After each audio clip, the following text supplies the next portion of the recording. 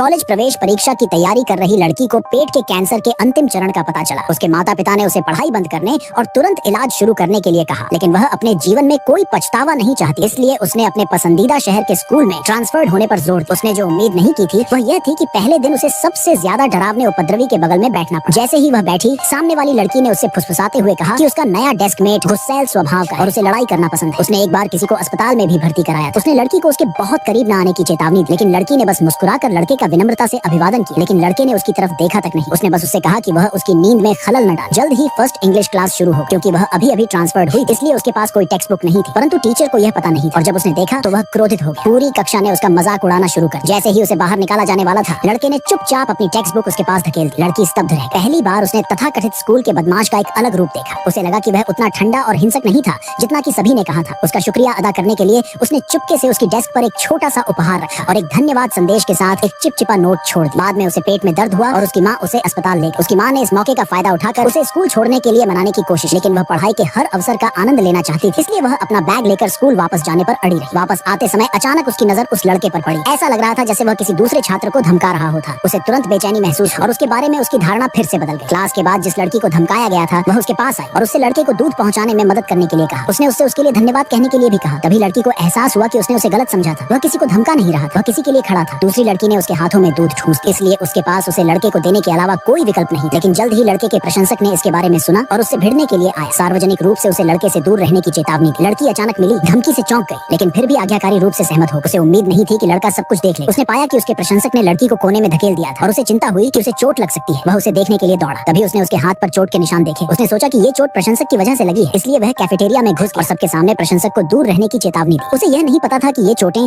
दरअसल लड़की ने खुद अपने पेट दर्द से ध्यान हटाने के लिए बनाई। उस रात लड़की को लड़के के दोस्त से एक संदेश मिला जिसमें कहा गया था कि लड़के ने प्रशंसक के खिलाफ उसके लिए आवाज उठाई। अचानक उसे एहसास हुआ कि हमेशा उदासीन रहने वाला लड़का वास्तव में एक कोमल हृदय वाला। लेकिन अगले दिन प्रशंसक ने फिर से उससे संपर्क और कहा कि वह लड़के को पानी की एक बोतल देना चाहती, लेकिन वह जानता था कि वह इसे सीधे तौर पर स्वीकार नहीं करे, क्योंकि वह लड़की उसकी डेस्कमेट और उसने दावा किया था कि वह उसमें रुचि नहीं रखती, फिर वह उसे दे सकती। इसलिए पानी की बोतल उसके हाथों में जबरदस्ती थमा, इसलिए उसने अनिच्छा से ऐसा किया। उसने बोतल लड़के को थमा दी, लेकिन जब उसे पता चला कि यह प्रशंसक की ओर से है तो उसने तुरंत मना कर और कहा कि अगर यह उसकी ओर से होती तो वह इसे ले लेता। दुर्भाग्य से प्रशंसक ने यह बात उस कोने से सुनी जहाँ वह छिपी हुई। उसका चेहरा गुस्से से पीला पड़। उसे लगा कि लड़की ने झूठ बोला है और दिखावा किया है कि वह उसे पसंद नहीं करती। गुस्से में उसने गुंडों के एक समूह को बुलाया और स्कूल के बाद उन्होंने लड़की का रास्ता रोक दिया।